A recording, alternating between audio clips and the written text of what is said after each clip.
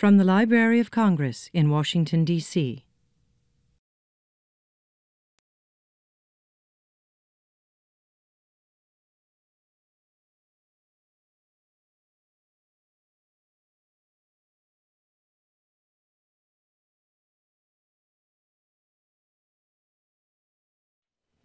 Good evening. We are delighted tonight to have the chance to both present and talk with Richard Egarr. Welcome. Thank you. Nice to be here. Good to see you all. Thank you. Richard is tremendously admired, as many of you already know, for a career that takes in virtuosic keyboard performances, harpsichord, organ, forte piano, modern piano, plus being the music director of the superb Academy of Ancient Music since 2006. Yeah. And he frequently conducts major international ensembles like the Concertebouw Australian Chamber Orchestra, Handel and Haydn Society, and fits in a few opera appearances at Glyndebourne and so on. So definitely a star and really kind of a constellation. I mean, you're just in this That's why world. I look so tired. So I saw that on your Facebook page that you describe yourself as a total music addict. Yeah, I think I always have been, ever since I can remember. Neither of my parents are musicians. My father's always loved music, but he would listen to Perry Como and Rosemary Clooney. So I literally was brought up listening to those, Michael Holliday, all the great crooners from the 50s. I mean, we didn't even have any Sinatra records. That was a bit too hardcore. So I was a little bit more. So I mean, as long as I can remember, apparently I would sit in front of the radiogram and draw notes when I was sort of 2, because you remember the old Columbia label had the 2 notes, and I would just sit there drawing notes and listening to Michael Holliday and Perry Como and Rosemary Clooney. And I discovered, you probably don't know Cliff Richard, do you? Yes, well, I mean, I discovered Cliff Richard when I was 3 or 4, so I was a little bit more progressive than my parents were. And I'm still a great fan of Cliff Richard. So, I mean, all the music I grew up listening to was really sort of easy listening. But what is interesting, I mean, they're all great singers. Yeah. And I think that really struck a chord with me. And I sort of, basically, after I started school, demanded to learn the piano. And I think my parents must have thought I came from the planet Orc or something. It was because, as I say, there was no music in the family as such. So it was just something in me that was very, very, very present. And so I started having piano lessons and joined the York Minster Choir when we moved to York when I was 8, 7, 8.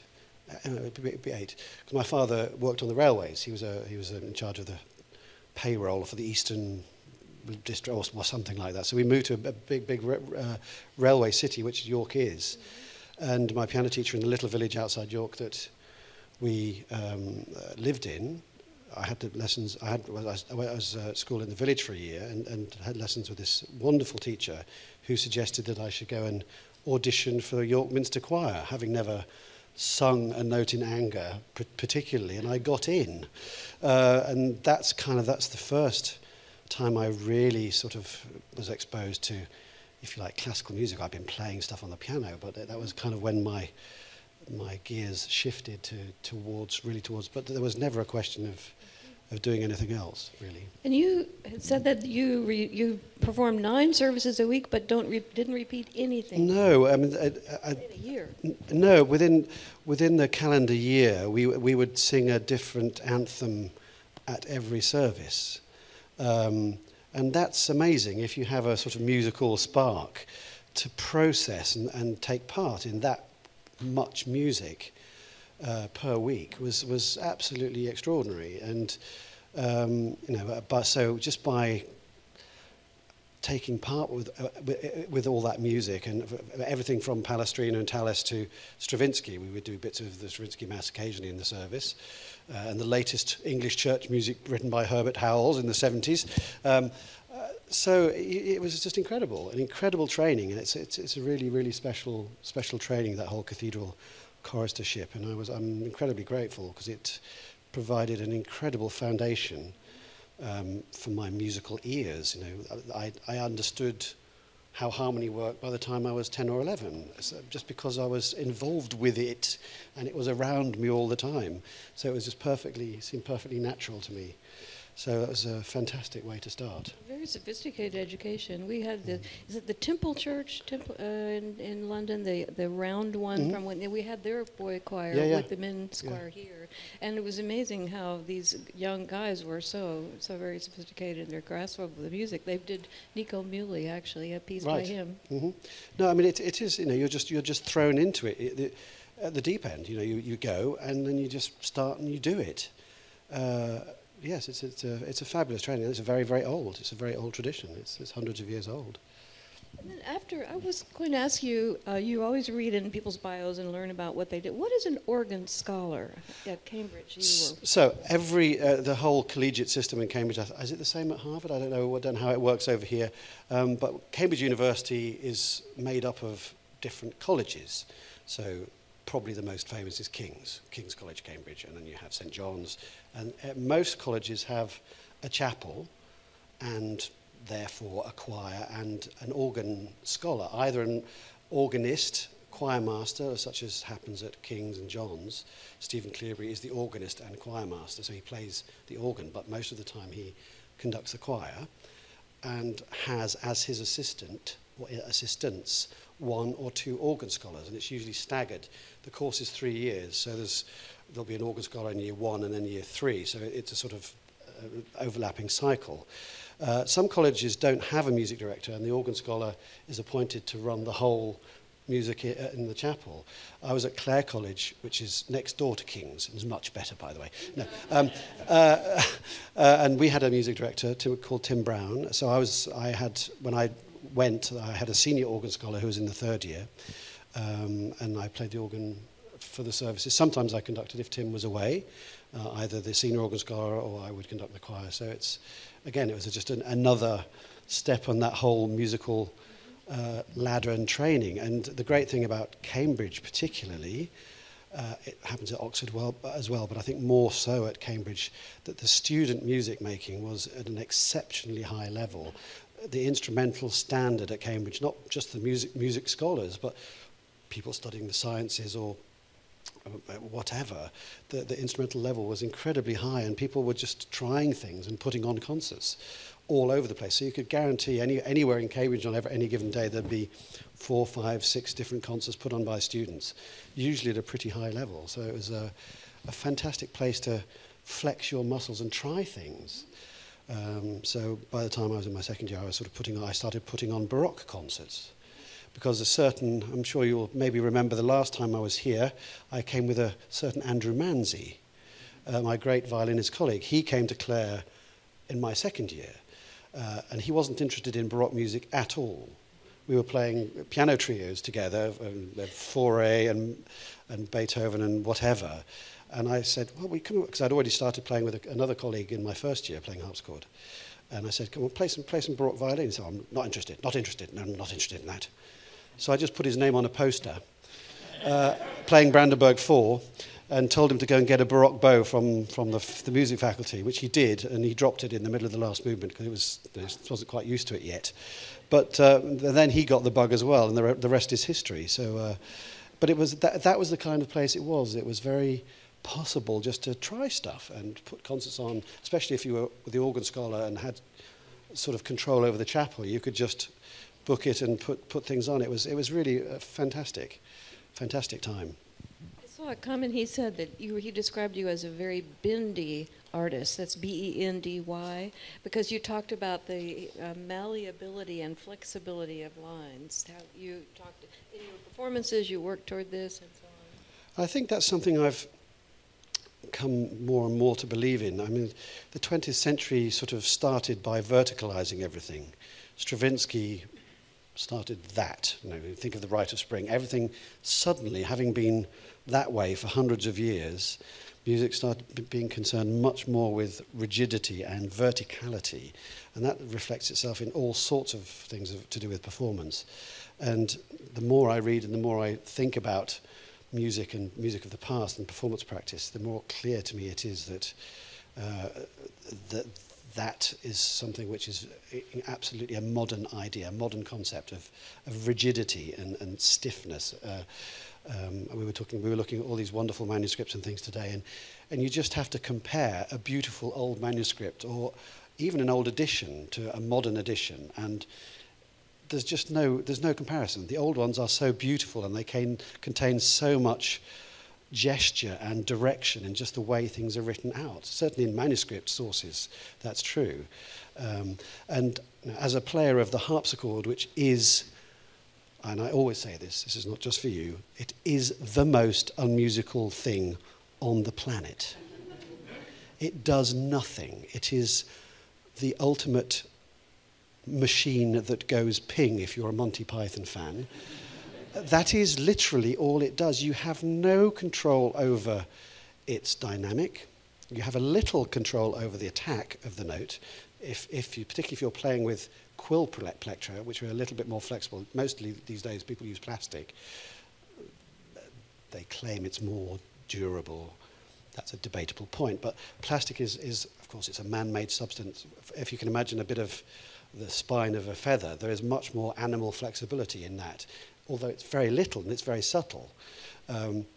So it really is the machine that goes ping, and all you have all I can do to try and make you believe that it's producing music is, the two things I have are how long I play a note and where I play that note in time. If I were to play a series of 16th notes, the same length, absolutely metronomically divided, it's completely mechanical. So the only way to make a shape is to bend rhythmically and how you hold the notes down. So those are the only two things you have to make the harpsichord into a musical instrument. So it's a big challenge. So flexibility is a necessity for playing the harpsichord and not making it sound like the most irritating thing ever. And spontaneity, too. You talk a lot about that, and I got a kick out of your comment that reading that you wanted to bring back romantic excess.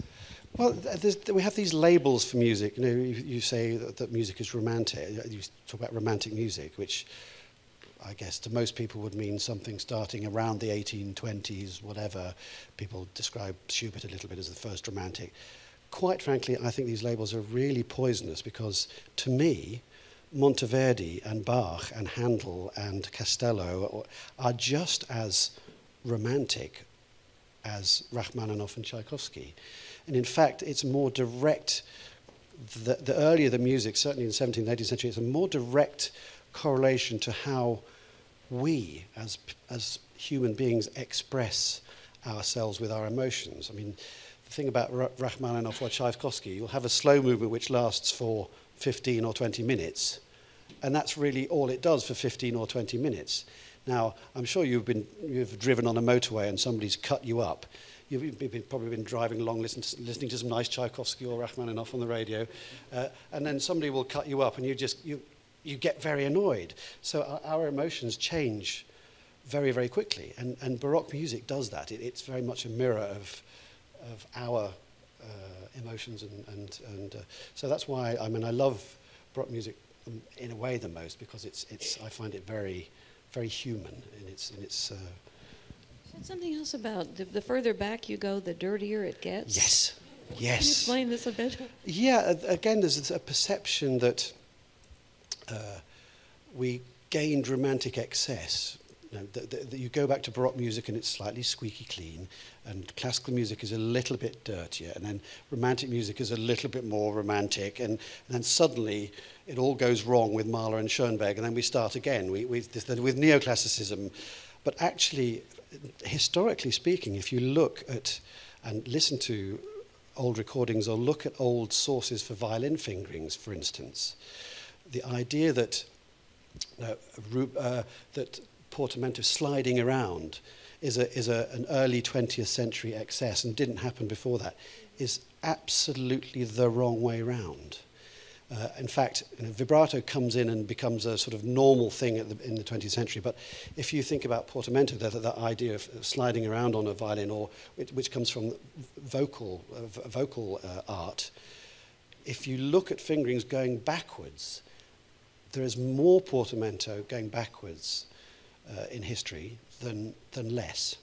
So, for instance, if you look at, take a great romantic piece of music, Mendelssohn's Violin Concerto. That was premiered by Ferdinand David. And we have both, and the great Joseph Joachim, who was Brahms's violinist, who knew David, is 10 years younger than Ferdinand David, and also played the Mendelssohn Violin Concerto very successfully. If you compare the fingerings of both of those two violinists, the older violinist, Ferdinand David, has more portamento in it than the next generation of Joseph Joachim. And it's the same if you start looking at piano recordings, which we have. Of course, we have recordings of people like Paderewski, but actually the earliest recordings we have are piano rolls. And have a guess at when the earliest pianist to be recorded on piano roll was born. Have a guess. Sir. 1805. That's a very, very wild guess, but actually 1824. I wish there'd be some from 1805. I really do, because that would be fascinating. Karl Reinecker was born in 1824, which is 3 years before Beethoven died. And he left a lot of piano rolls. He was in the middle of recording a whole set of Mozart sonatas. He was very much known for his Mozart performances. And he left some pretty wild and wacky recordings of Mozart. And again, if you take someone like Karl Reinecker and the next generation, you may have heard Leschetizky, who was Schnabel's teacher, who was born 6 years later in 1830. They both made piano rolls of Mozart's big, great fantasy in C minor. Now, you remember there was the one that starts with the octaves. Pianists these days would not dare to break any of those octaves. Your teacher would send you out of the room if you break any of those, make an arpeggio or break those octaves. You have to find fingerings and contortions which will make it absolutely together, and you must play it rigidly in tempo. You compare the two recordings of the piano rolls of both Leschetizky and Reinecker. Out of the 7, 8 octaves at the beginning, I think Leschetizky breaks 5 of them. Reinecker breaks all but 1 of them. So, and he was known as a very conservative performer of music.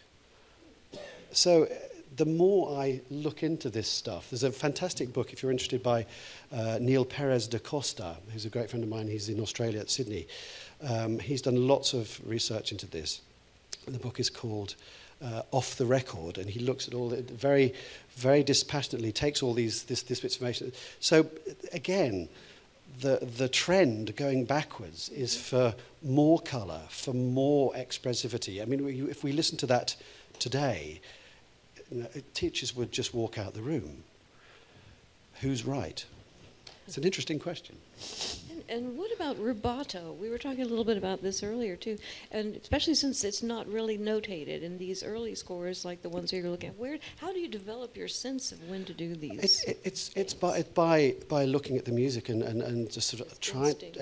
Well, it's instinct, but it's also the thing about rubato is it is, again, if you taking an example of early recordings, it's very deliberate, very, very deliberate use of structural rubato. And the thing that is people generally mean these days by rubato is usually getting slower or playing late. If you listen to pianists doing rubato in Chopin, everything is wobbling all over the place, but they're playing hands together.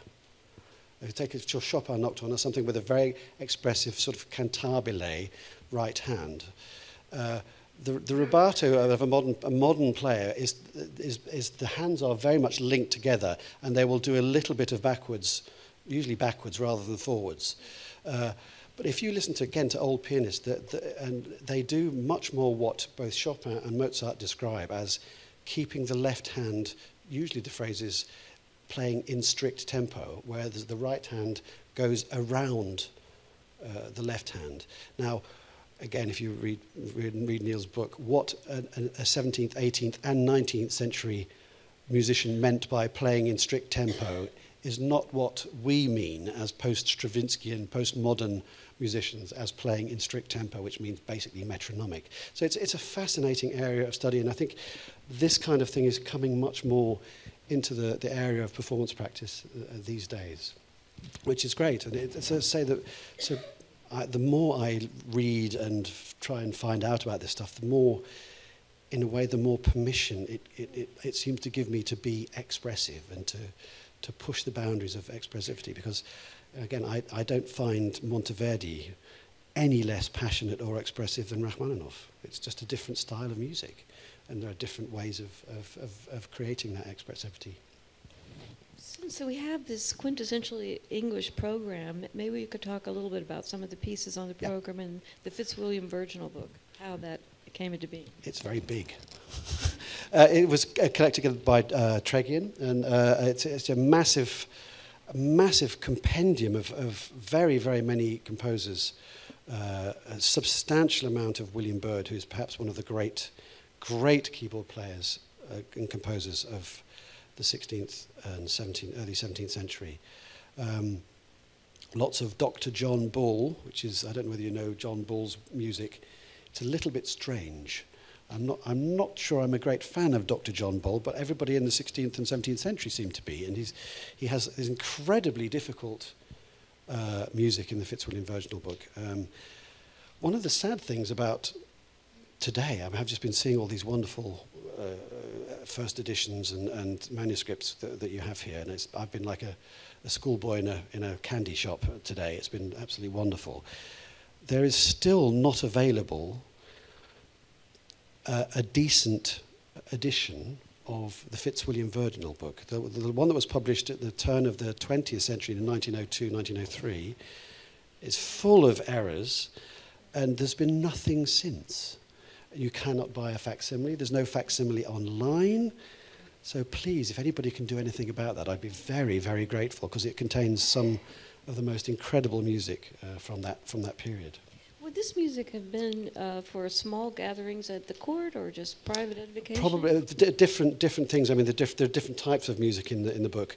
There are sets of variations on pop tunes. There are fantasies. There are organ pieces. There's a whole variety. It's a real compendium of what was going on with the keyboard at that time, and not particularly designed for any one instrument. And that's another thing. People try and figure out which pieces were played on which. Now, there are obviously some of the pieces which are sacred in nature are more at home on an organ, but it doesn't mean to say you can't play them on a harpsichord or a spinet or any other instrument that was around at the time. And that's true really throughout the 18th century as well. People were playing, Mozart was still playing the harpsichord. Beethoven started playing, his first job was as a harpsichordist. So the harpsichord was gasping for breath still at the end of the 18th century, but it was still around. So it was still very much, and the good little fact to know is that even Beethoven's Moonlight Sonata, when it was first published, was for piano or harpsichord. Now, can you imagine the Moonlight Sonata on harpsichord? It would sound revolting, but yet it was still a market. It was still a market to sell to people, to old fuddy-duddies who still had a harpsichord at home and perhaps wanted to play the music. So lots of different keyboards were around still in the 18th century.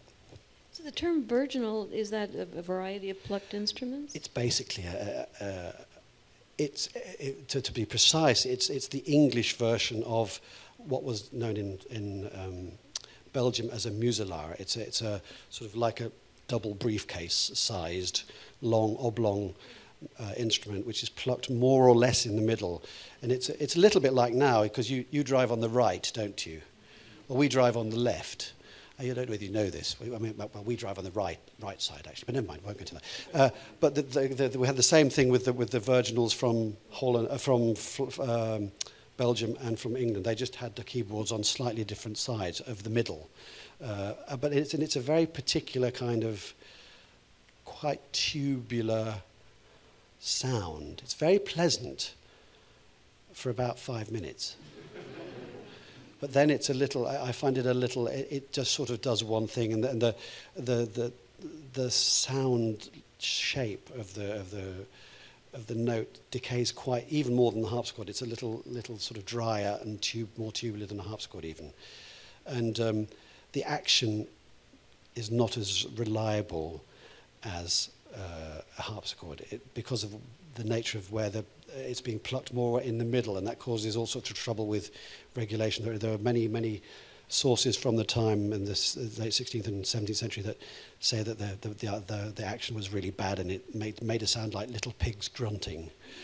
So I think the virginals, the musla, it was certainly an instrument which people had, but I think the professionals would probably be playing on some kind of harpsichord. But it's a very attractive sound, but not for too long. You know, I heard the Sweelinck toccata you're going to be doing on a big organ in Holland, and it was just mind-blowing, really. But how did he get to be an honorary Englishman in this volume? I find, I don't know, there's something about Sweelinck. I mean, I've lived in Amsterdam for 27 years coming on now, and the Dutch are only Dutch people here today. The Dutch are very, very interesting people, and they quite rightly regard Sweelinck as a great Dutch master, as he was. But they tend to play him in a terribly sort of somber, sober, strict, sort of Calvinist way. And I don't think that's the music at all. It's incredibly, it's partly my take on it as well. But when you figure out where he worked at the old church in Amsterdam. Have you been to Amsterdam, any of you? Do you know what happens around the old church? It's a rather red-coloured area. And it always has been for centuries. You know, it is the most colourful area of Amsterdam, and that is where Sweelinck worked, and not, as you might think, playing for church services. His basic job was to play at the old church at lunchtime between about 12 and 2, when businessmen did business in the church. And what he was employed to do was to play basically variations on pop tunes. So the sort of idea of him being this very sober musician is not, and the music is spectacularly colourful. In the same way that the Byrd fantasy I'm going to play, the toccata, there actually there was sort of, I hadn't realised that I sort of felt this cosmic connection between the two of them. But when I put these two pieces on the programme, I felt there was something. Then it just suddenly struck me that one of the themes is used in both pieces. I'll say that again later in the hall, because it's so there is definitely some kind of cosmic connection, and it was just a sort of a chance to give Sweelinck a bit of an outing, because he's a really fabulous composer. It's absolutely first-rate music. And this Fantasia Chromatica is virtuosic. Oh yeah, it's virtuosic in lots of ways. It's a virtuosity in the sense of the composition itself. Exactly. I mean, it's on a level with Frescobaldi and Byrd. What he does with the material is spectacular, and it's very, very, very colourful. And I'll say a little bit more about that when we're on stage as well. I was amazed looking at the score. There are so many constant entries of the tune and so many counter subjects and so on. Regarding the Morley. I found this thing that talks about fantasy: when a musician taketh a point as his pleasure, and resteth and turneth it as he list, which is kind of a nice thing. How much freedom in there for these? Is there in the fantasies for a player? Well, if you take certainly the Byrd, the great Byrd fantasy, I'm going to play in A minor. The whole point of the fantasy was to, again, people have this idea that a fantasy is this kind of strict, slightly sober delineation of material. And exactly what it says there. The idea of a fantasy was for a composer to exert his fantasy on the material that he chose to do. So you'll have a point, a musical point, which you can kind of do as much or as little with as you wish. And the Byrd changes very fast. There are many, many different ideas which come in the Byrd piece, from sort of more strict counterpoints to something which sounds a little bit like a dance band. So lots of polyrhythms going on. It's not quite South American, but there's a lot of fun to be had in this music. It's incredibly varied. So every bit of material has its own gesture and its own tempo and its own expressive devices. The Purcell pieces at the end, I think they're vocal transcriptions, are they? How does, tell us about that. Yeah, I'm playing three grounds in the second half, one of which is actually probably by Croft, but I think it's good enough to be merited with Purcell's name. Yeah, Purcell made these transcriptions of some vocal pieces from odes. So the new ground in E minor you might have heard as Hear the Deities Approve, a great countertenor or alto aria song in the middle of an ode. And he made these amazing little transcriptions, and they really are spectacular. They don't look, if you were just to look at them on the paper, unless you had good imagination, which I'm sure you all do, you wouldn't quite believe how fantastic they are, these transcriptions of these grounds. And I'm finishing off with another one of these, the De Ground in D minor, which I think is an absolute little gem, a little masterpiece. So it leaves the concert with a little bit of whist in the air, if you like, a bit of wistfulness. One of the things that are on display, and Ray White is going to be showing it and talking to you during the intermission, we have a first edition of a choice collection of lessons for the harpsichord or spinet from 1696, and it has a preface where they go into some detail about ornamentation. Mm-hmm. I wanted to ask you, I saw this reference in the Ashgate Guide to Purcell that talks about indigenous English ornamentation. What does that mean? Well, I think the English, because we're I'm afraid we're an island, and we are very much island people. We've always had our own kind of special take on imported stuff. So, but the ornaments are basically ornaments which come from lute music from both Italy and France from the end of the 16th, beginning of the 17th century. But like most things in England, they have their own take on it. So English humour is very English. Monty Python is, it couldn't be from anywhere else. The Goons, any of you know the Goons? I mean, you just go back, and English humour has always had this kind of slightly weird take on things. And the ornaments that in both the Purcell and Blow suites, they're basically the French ornaments, but the way that they're used and throughout the pieces it's very English. That's all I can say. It's just a little bit English and slightly kinky in that way. Well, this is a great segue into a question about one of your most recent projects, which is definitely purely English, and that is your new recording of HMS Pinafore. Yes. Well, it's funny. I mean, like most English prep school boys, we were made to do all male productions of I was in the Mikado, and what else did we do? Pirates of Penzance. I was a Japanese lady in the Mikado. I'm sure you can imagine that's perfectly natural. So, and there's it's a bit like cricket. We just understand cricket because we're English, and we love Gilbert and Sullivan because we're English. And I believe there's actually a big Gilbert and Sullivan following in the States as well. And it's very much of its time, but it's also incredibly skillful. I mean, Sullivan's music, and particularly in that score, you can tell that. I mean, he went to study in Leipzig when he was 16. So he was a seriously good musician and had a thoroughly proper training.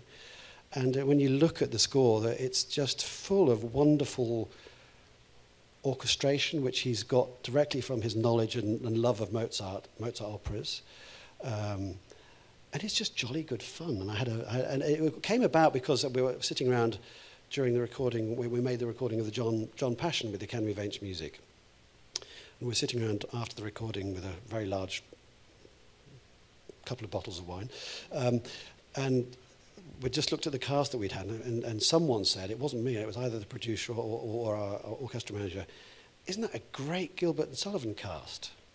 And 2 years later, I was asked to do HMS Pinafore at the Edinburgh Festival by that orchestral manager who now works at the Edinburgh Festival. He put that into practice, and I did the HMS Pinafore with Scottish Opera, with most of the cast that's on the John Passion, and just had a great time. And again, it was something that I researched very thoroughly. There are some very, very old recordings of HMS Pinafore. There are two from 1907, which is a lot closer to when it was first done than we are now. So it's a fascinating, I always try to apply, it's all early music. I mean, the Beatles is early music as well. Did you run into any performance practice challenges, or there's also a canon of theater traditions around it, right? Yeah, certainly from the later. Well, again, there are two new scores, Urtext scores, with massive amounts of notes about what comes from where. So there are lots of decisions to be made on that. But no, I just went back to the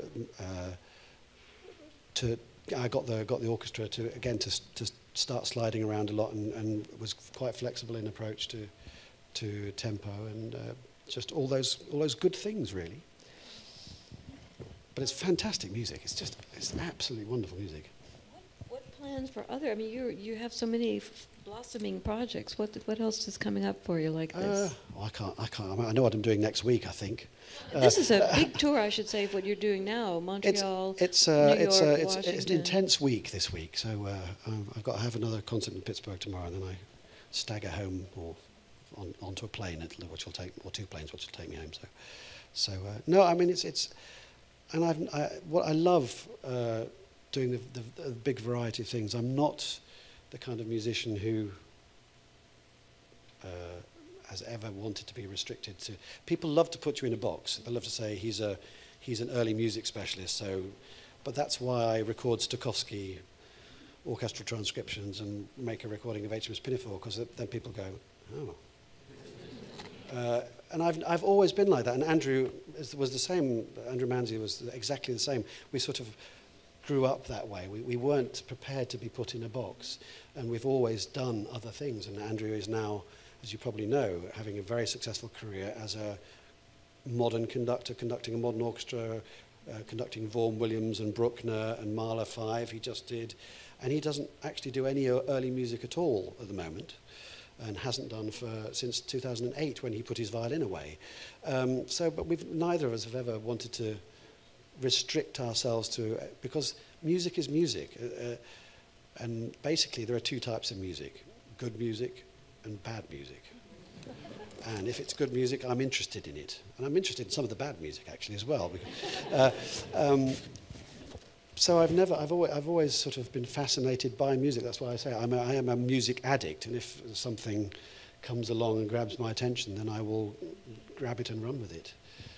Well, it's really exciting for us to have had this chance to chat with you about all these sort of passions of yours, and I wondered if there's some folks that would like to ask a few questions before Richard has to go back and warm up. Please do. It's always interesting to see what questions I get asked.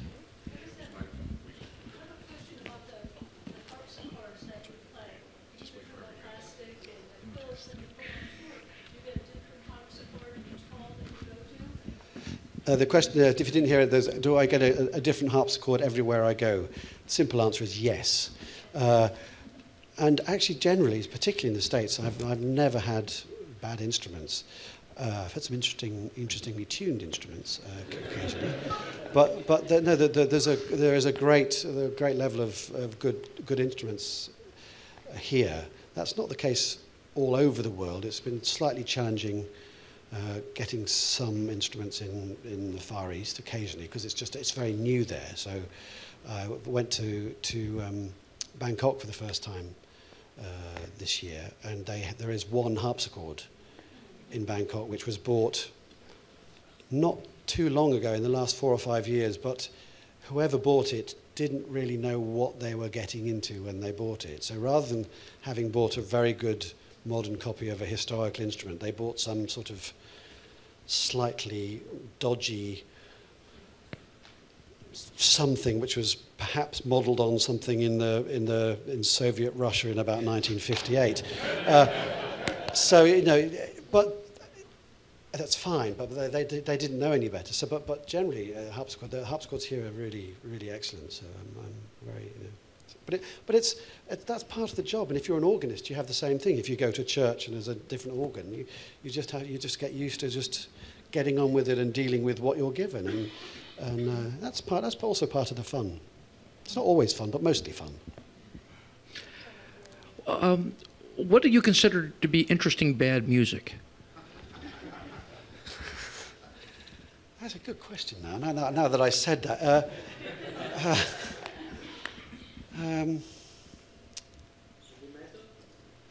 Huh? Heavy metal? Well, actually, I do like heavy metal. I'm a great fan of rock. I've even got a couple of CDs of some sort of really dark metal stuff as well.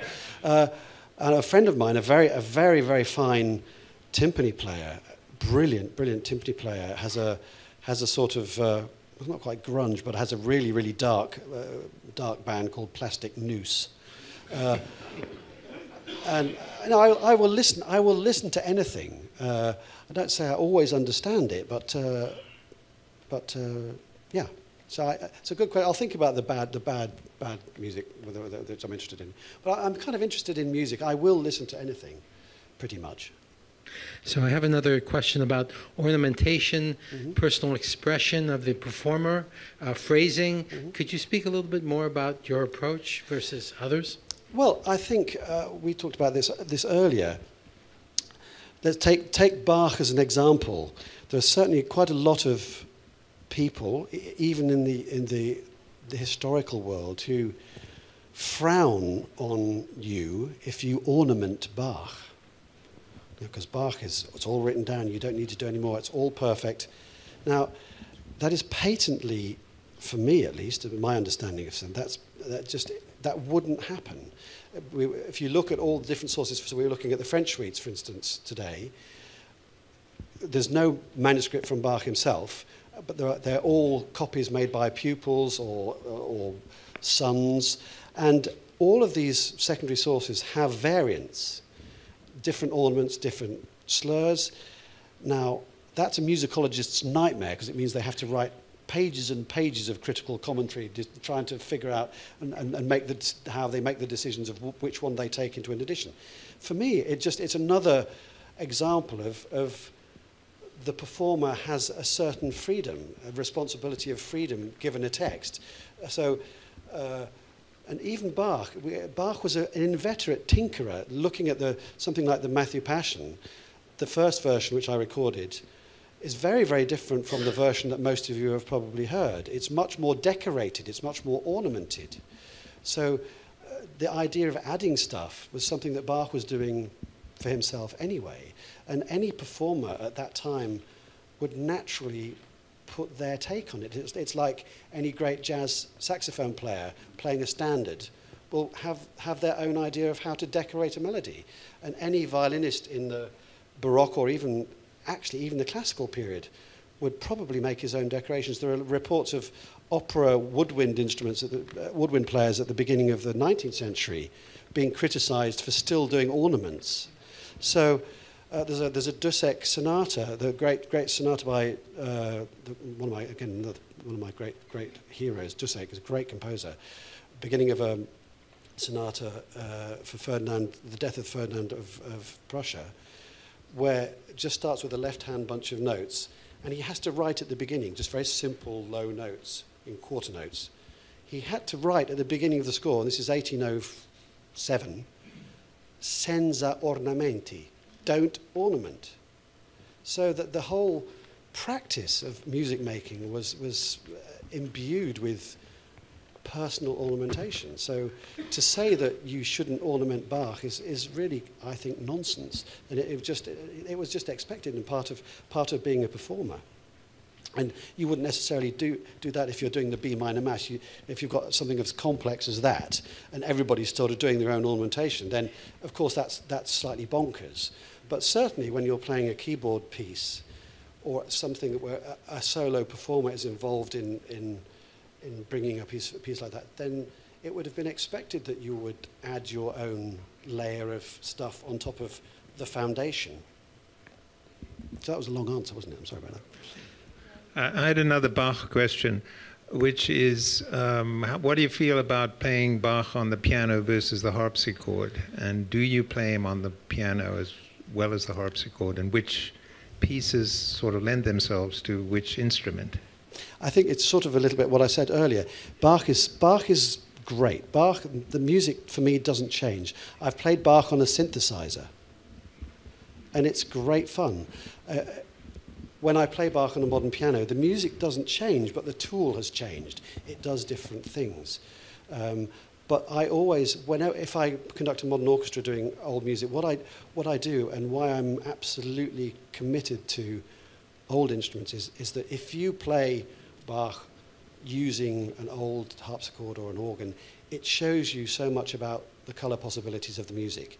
And I use that knowledge and I take it with me when I play it on the modern piano or on the synthesizer or whatever it is. So I'm certainly not one of those purist early musicians who say, "Oh, you mustn't play Bach on a piano." I won't say that, because Bach can sound absolutely gorgeous on a modern piano if you have someone that's sensitive to the music. For instance, I've heard some really, really beautiful performances of Bach on the modern piano, and I've heard some really hideous performances of Bach on the harpsichord. It's not all about the instruments, but it's about your understanding of the music through using the instruments to tell you something about the music that they were written for. Maybe one more question. Does anyone have a final one? No? Oh, there's one. Okay. Oh, I just had a question about if trends good or bad for Baroque opera, and the example recently that I'm thinking of is the Volkstheater doing the reorchestration and translation of the Monteverdi operas into German. Is that a trend, or the sort of idea that you have to change Baroque opera to sort of make it presentable, or is it just one of the variations? You mean in terms of language or in terms of everything to do with Baroque opera? I mean, well, that they reorchestrated and they translated. That's a tricky one, because to go back and take part, if you were as an audience were transported back to an opera house in London, listening to a Handel opera, it would be a very, very different experience from sitting in an opera house now, because you wouldn't be expected to sit there for 5 hours concentrating.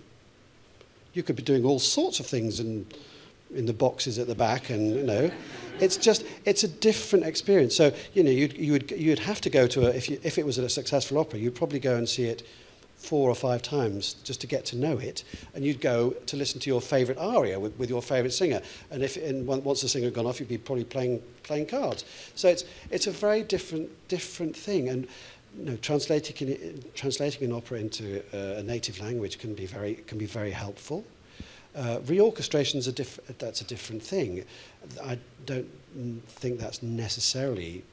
It's not a necessity. But there again, I love Stokowski, and I love Stokowski's arrangement of Baroque music. I've recorded lots of it. It'd be good to know the reason why they did that. Do you know the reason why they? I do not. No, I mean that. I was skeptical, but I didn't hate it. Well, there you go. That's positive. Well, that's a good note then. So thank you so much, Richard. You're welcome. We're delighted to have you. This has been a presentation of the Library of Congress. Visit us at loc.gov.